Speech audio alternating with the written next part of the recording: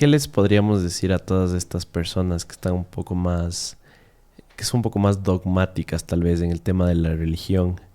Porque alguien podría decir, chuta, este libro y estas historias no son de Dios, ¿no? En el sentido de que se acercan a este misterio, a esta área un poco oscura. Muchos dirían que ronda alrededor del mal.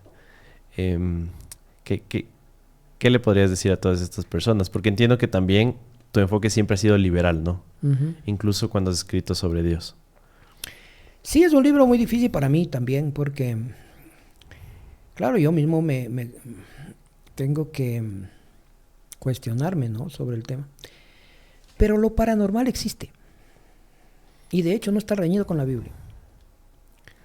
Lo paranormal existe y no está reñido con la Biblia.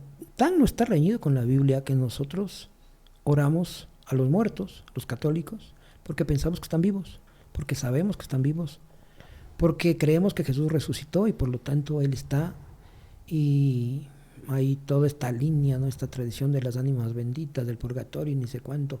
Pero se cree que hay vida después de la muerte. Entonces no está reñido, porque si hay vida después de la muerte hay vida espiritual, y la vida espiritual puede de alguna manera traducirse, pasar esa interfase, digamos, espacio-tiempo y espíritu-carne, y poder volver a esta, ¿no? Entonces hay muchos teólogos que probablemente te van a decir esto de los exorcismos, un cuento chino, eso no lo cree nadie, y si alguien te dice eso está mal, punto. Pero hay muchos otros que todavía, por ejemplo, yo soy un poco escéptico ante el tema, y sí puedo decirte que yo he visto fenómenos paranormales. Esto de mi tía yo lo creo firmemente porque me lo dice ella. Que venga una persona después de 7 años, te visite y te lleve a un sitio porque tú oraste, es algo increíble. Claro. Pero como estos fenómenos, hay muchos otros, ¿no? Hay muchos otros, por ejemplo, hay cámaras que te ponen allí escondidas y de pronto ves que se caen cosas. Una cosa es que se caiga de pronto este teléfono que está en el filo, pero otra cosa es que se caiga el libro. Entonces, o piensas en espíritus o piensas en extraterrestres, no hay más. Entonces, hay muchos ufólogos, hay muchas cosas. Yo pienso que sí hay vida después de la vida y que hay vida espiritual, que no sabemos cómo se traduce y que la ciencia todavía no lo explica, pero precisamente por esa limitación es paranormal, ¿no? Entonces, el tema no está reñido con Dios, no está reñido con la Biblia, el tema es muy actual.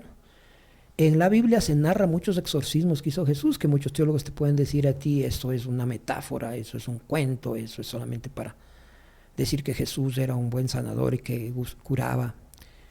Sí, en ciertos casos sí, pero también hay muchas cosas bien interesantes, ¿no? Por ejemplo, hay en la Ouija, una de las últimas leyendas, que yo tomo un personaje que no sé si tú has leído o sabes de, se llaman las lamias. No. Es el predecesor de los vampiros. Ok. El vampiro, este tema es muy interesante para los chicos que les gusta toda esta línea, ¿no? El vampiro te chupa la sangre, ¿no? Pero la lamia te extrae la energía vital. Ya, es predecedor.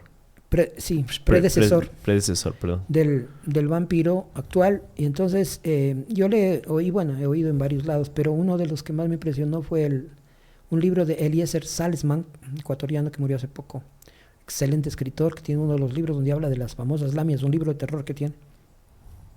Evidentemente yo no creo en las lamias, pero tampoco puedo decir del todo que no hay alguna cuestión de paranormal allí, porque uno no puede decir así las cosas cuando uno no sabe bien lo que está pasando.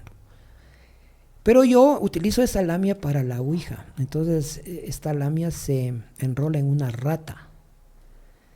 Okay. Y esta rata hace barbaridades ahí, entonces entramos en un proceso de exorcismo.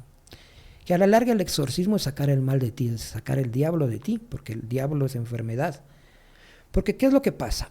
Dios, según el Antiguo Testamento, es Dios y diablo. Porque Dios manda el bien y manda el mal. Y la gente actualmente todavía cree eso. Yo le he oído hace poco a un cura allá en Ambato, cuando estaba erupcionando el Tungurahua, cuando hubo la cuestión esta de que se cayó el cerro en Alausí, puede ser, ¿no? Hace un año. Sí, justo Alausí. ¿Sabe lo que dijo? esto es consecuencia del pecado del pueblo. Dios nos ha castigado porque nosotros somos pecadores. Entonces uno sigue diciendo Dios castiga y mata cuando tú no estás con Él. Y por lo tanto, Dios es bueno y es malo. Dios es del bien y es del mal. Dios es todo, no existe el diablo. Esto lo creían los judíos antes del exilio de Babilonia, en el año 400 a.C. Pero vienen los persas con toda la fuerza del bien y el mal, y ellos son los que introducen los ángeles y los demonios. Y luego los judíos toman toda esa línea de ángeles y demonios, y luego lo toman los cristianos. Y en el tiempo de Jesús ya estaba muy en boga los ángeles y los demonios. Entonces, ¿por qué entra esta línea de ángeles y demonios? Porque no puede Dios causar el mal. O sea, si hay un montón de casos en la Biblia que te dicen que Dios es bueno, que Dios es amor, que Dios es como una madre, dice Isaías 49, ¿puede una mujer olvidarse del hijo que cría? Pues aunque se encontrara una, yo nunca me olvidaría de ti. Le pone ese texto ahí en la Biblia diciendo que Dios te ama más que tu madre, y de pronto te castiga con una peste, te castiga con esta cuestión de... Eso rompe cualquier lógica. Entonces evidentemente el diablo es un instrumento, entre comillas, para salvar a Dios. Y entonces entra la guerra del bien y del mal, que me parece súper inteligente, porque así se puede explicar la sociedad. Claro, entiendo que el ateísmo nace de una de estas líneas, ¿no? Me parece que hubo este terremoto en Portugal, justo había sido en Semana Santa, no me acuerdo el año 1500, 1400, en el cual prácticamente todos los creyentes estaban en iglesias, en diferentes infraestructuras. Cae un terremoto, se mueren casi todos, y luego cae un maremoto y casi desaparece. Algún pueblo en Portugal era, me acuerdo. Y justamente ahí es que se postula esta hipótesis, ¿no? Dios es todopoderoso y omnipotente. Si es todopoderoso, ¿y fue el causante de esta desgracia o no? Porque no puede ser todopoderoso y omnipotente. Entonces justo el debate es este, ¿no? Que si es que no lo hizo, no es todopoderoso. Entonces, como que sale un poco de la definición de Dios, si es que no fuera todopoderoso. Entonces, hay esta línea también, ¿no? Sí, esa es la línea de mucho tiempo atrás, ¿no? Que no sé si te refieres a esta, dicen, sí, a ver, ¿cómo es el tema? Que no recuerdo exactamente, pero dice, si Dios es todopoderoso y no puede evitar el mal, hay un problema. No es Dios. Pero si es amor, ¿no? Si es amor y no puede evitar el pecado, digamos, el mal del mundo, tampoco es Dios. Entonces viene el tema ¿no? Pero yo, cuando yo me analizo profundamente, digo, el mal existe y el bien existe. El tema es si existe el malo y existe el bueno.